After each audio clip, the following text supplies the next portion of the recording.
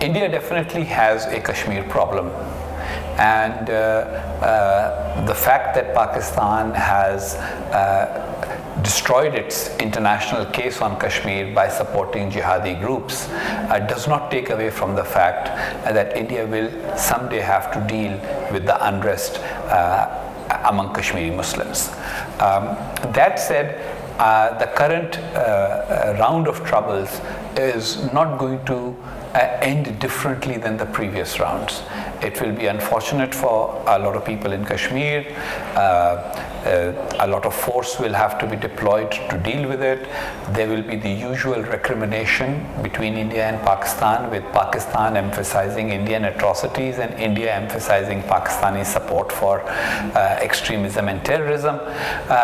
Yet it will certainly not result in a solution. Something that has been happening cyclically for 70 years will not end differently from the previous cycles.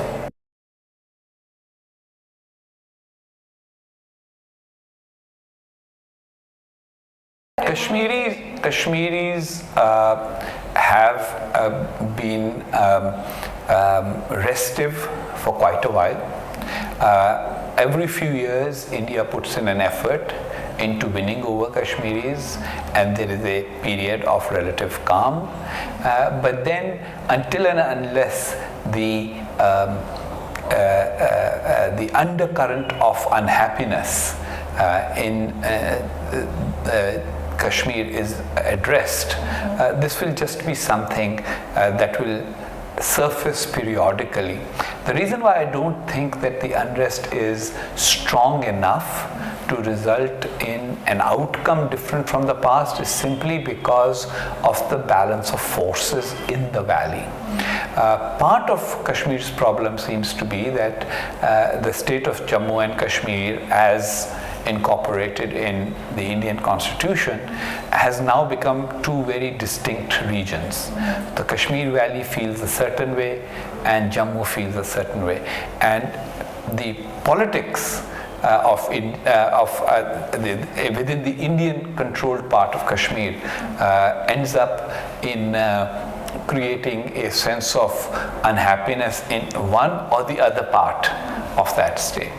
As far as the dispute between Pakistan and India over Jammu and Kashmir is concerned, such restiveness in the past has always been interpreted in Pakistan as an opportunity to try and change the status quo. But I do not see the status quo changing simply because I think that India will be able to bring to bear tremendous force. I think that is unfortunate. I think that it is sometimes unjust. But just as within Pakistan, extreme elements are dealt with by a lot of force successfully, a similar process can and will continue to take place also in the Indian controlled parts of Jammu and Kashmir. Now, Indians must understand that just as in 1971, Pakistan would not have lost East Pakistan if the people of East Pakistan were not unhappy with the state of Pakistan. Similarly, in Jammu and Kashmir, there wouldn't be protests of this scale and unhappiness of this scale unless and until people really had genuine grievances. And young Kashmiris do have grievances. Militarization of any area results in grievances.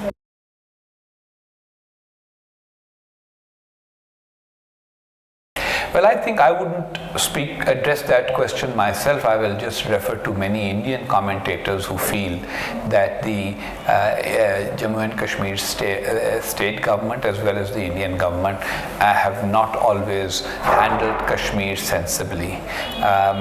And they have created circumstances for unhappiness and unrest, which then they have had to deal with tremendous force. I am afraid that that will happen again. Basically, the people of Kashmir have been a football between Pakistan, the state politicians of Jammu and Kashmir, and the Indian central government. Kashmir is one of the most highly militarized parts of the world. People are unhappy on both sides of the line of control, and it is not a happy situation. Human rights violations are a reality. Yet we all know that there is a logic of power, and the logic of power favors the status quo. Kashmiris could end up becoming the Palestinians of South Asia, but we know that even the Palestinians, with all the international support they had, could not get what they wanted. And in case of Jammu and Kashmir, there is not even that level of international support and interest that exists in the Palestinian question. Look, the curse of South Asia is a constant defining and redefining of nationalism.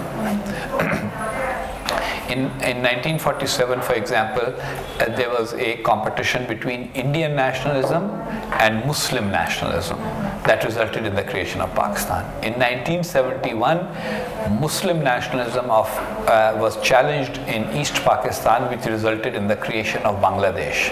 It was challenged by Bengali nationalism. Now what we are seeing is a rise of Hindu nationalism in India, which is inspiring Muslim nationalism all over again. I personally am a pragmatic moderate, and I think that hardline ideology of all sorts actually hurts human beings. The subcontinent is mired in ideological politics. So my assessment is very different from my desire. My desire is that people should resolve issues in a pragmatic manner, but at the moment ideological and emotional politics prevails, and that creates the difficulties that you and I are discussing.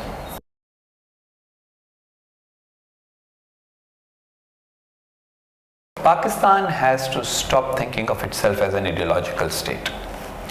Pakistan has to accept the fact that it exists. It does not need to explain its existence or justify its creation anymore. That may have been necessary in 1947-48. It's not necessary in 2016.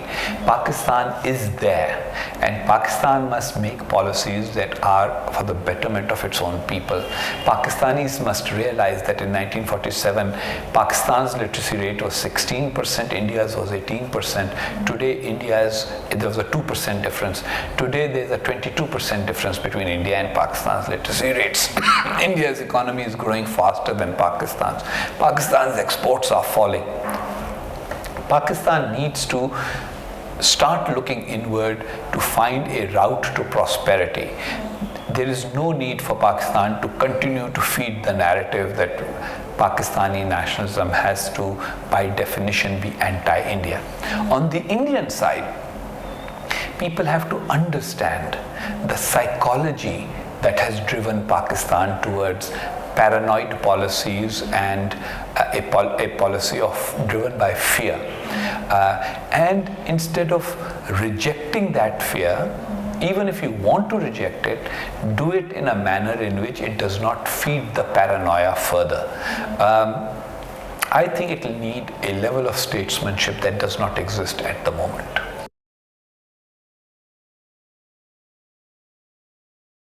Pakistan's nationalism currently is defined by militarism. Pakistan inherited a much larger share of the British Indian Army than it inherited the share of British India's resources. We got only 17% of the resources, but 33% of the army. The army has been a dominant reality. Even now, former retired military officers write more in the Pakistani media than retired military officers write in any country's media. They act as if they are the guardians of Pakistan's identity, and they have defined Pakistan's identity in a certain way in which anti-Indianism is more important. I often say that if Pakistan can survive 69 years without its jugular vein, which is what Pakistanis call Kashmir, it can survive without it for a few more years. So let us pay more attention to what can be resolved rather than chasing issues that cannot be resolved. But that said, sometimes it's too simplistic to just blame the Pakistan army. Yes, it is under Pakistan army's influence that Pakistan has developed a certain narrative of nationalism, but now it has become the dominant narrative, and it also affects the civilians. Civilian ascendancy is important. Consolidation of civilian rule in Pakistan is important. It will take a long time. At the same time, the military's intellectual and ideological influence over the civilians also has to diminish.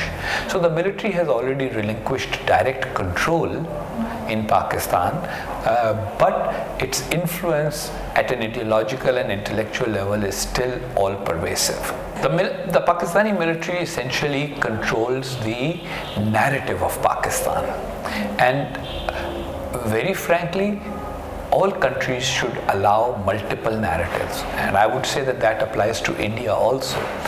Ideological states try to create a straitjacket of ideas that never serves them. China has prospered much more after it opened itself up a little and started questioning Mao Zedong and his policies, even while looking back at history. Communist Party of China has changed its vision of China many years, even though it still remains a dominant force in China. Pakistan has opened up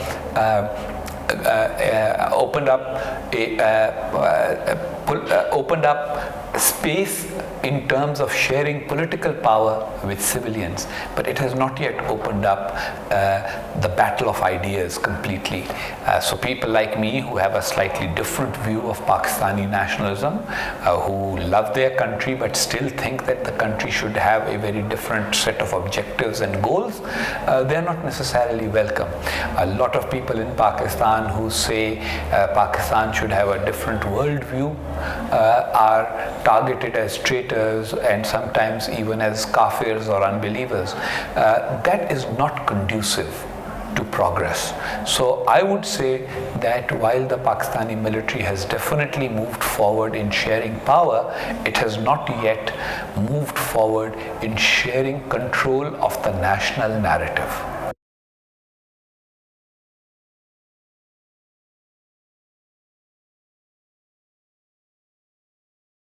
In my book, I have explained how many times new theories have been propounded.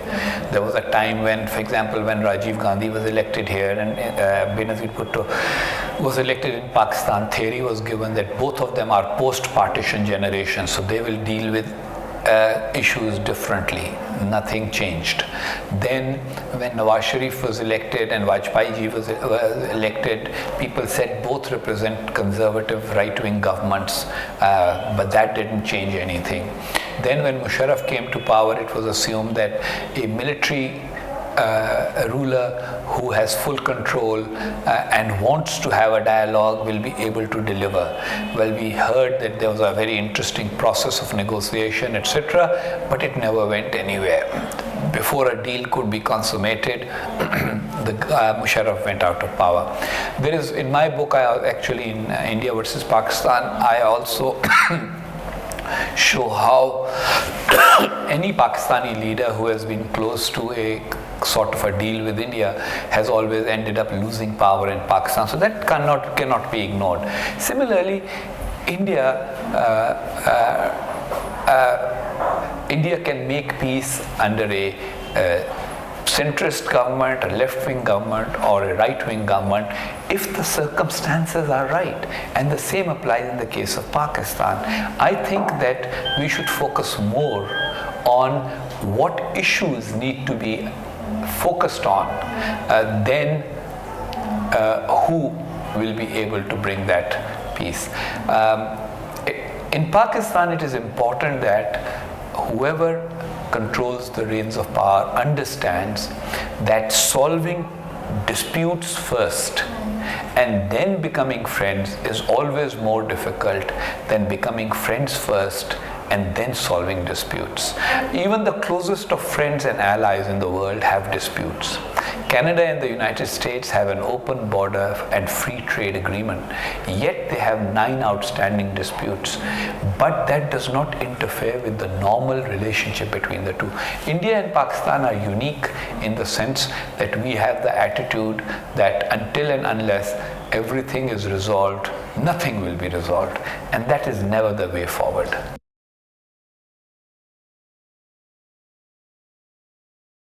While India has said it, it has not always facilitated it. India sometimes, justifiably so, says that we cannot open free travel, for example, because Pakistan will use that to infiltrate more terrorists. So in this case, in India and Pakistan's case, a lot is said that both sides know is just rhetoric. What I'm talking about is a great leap forward in the relationship in which both sides say, you know what, this is not about winning the argument, it is about winning the peace. They might be the statesmen who can do it, but neither of them has the circumstances available to them that will enable them to do that. I don't want to make comments on their personalities. Personally, I am not one of those who believes that history is shaped by individuals. I think circumstances and events have a lot of role to play. I think on neither side of the India-Pakistan border right now is the circumstance of or is the situation ripe for that great leap forward. On the Indian side, India is wrestling with the idea of what level of cultural and religious identity should play a part in Indian nationalism. That essentially has repercussions on the Pakistani side, because if it's interesting that in Pakistan, sort of hardline two-nation theory starts becoming weak, it starts finding resonance in India. So if we are going to move beyond the debates of the 1940s, both sides have to do it, not just one. Now on the Pakistani side, we already know that the military has a very peculiar and particular way of looking at India, and it does not allow people to even discuss it, let alone change it.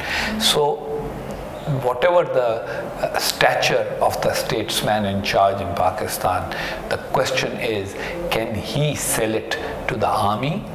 Sell the idea to the army and then to the general public about how Pakistan and India need peace for economic growth and just for having healthy citizens.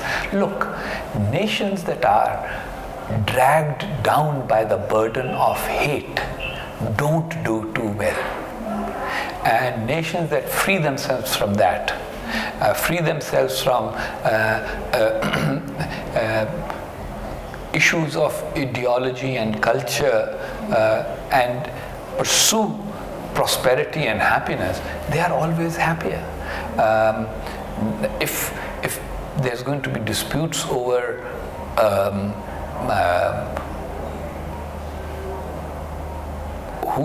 what people should eat or not eat, and on that there will be murders, that is not a healthy society. Similarly, if there is a society in which people are killed in their mosques for belonging to a different sect, that's not a healthy society. I think both India and Pakistan need to deal with the unhealthy trends in their respective societies, and until that is done, agreements and shaking hands between statesmen will not make such a big difference. There have been 59 summit level meetings between Pakistani and Indian leaders. If 55 meetings have not changed the reality of our relationship, a 56th meeting or 57th meeting is not going to change it. Something else needs to be done. We need to take out the poison of anger and hate towards one another that has permeated our body politics.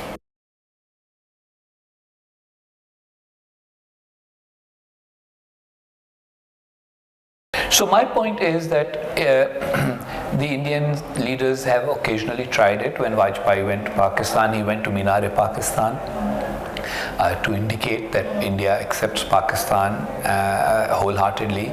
Then Mr. Advani went to Mr. Jinnah's tomb and made some positive comments about him. But then both of them faced backlash in India from people who said, no, you can't praise Jinnah, or you can't praise, you can't say Pakistan, the idea of Pakistan is here to stay. That then, it becomes like a vicious circle. So people there said, oh, so these guys were not sincere. What I'm talking about is a more sustained expression of the notion that India does not want to finish off Pakistan, that India may, or Indians may disagree with the fact of Pakistan having been created, but they accept that fact. It's like somebody might have said to his, it's like in a family when somebody says, I don't want you to get married to so and so, but once the marriage has taken place and children are born, accept those children as your nephews and nieces. And so it's that kind of attitude that is needed. In my book, I actually cite the difference between how Indian leaders pursued the Pakistan relationship and how Gandhi envisaged it, who said we should treat Pakistan like a member of a joint family that has gone away and set up his own home. We didn't want that to happen, but he's still a member of our family. That may have been a better way for Indians to treat Pakistan.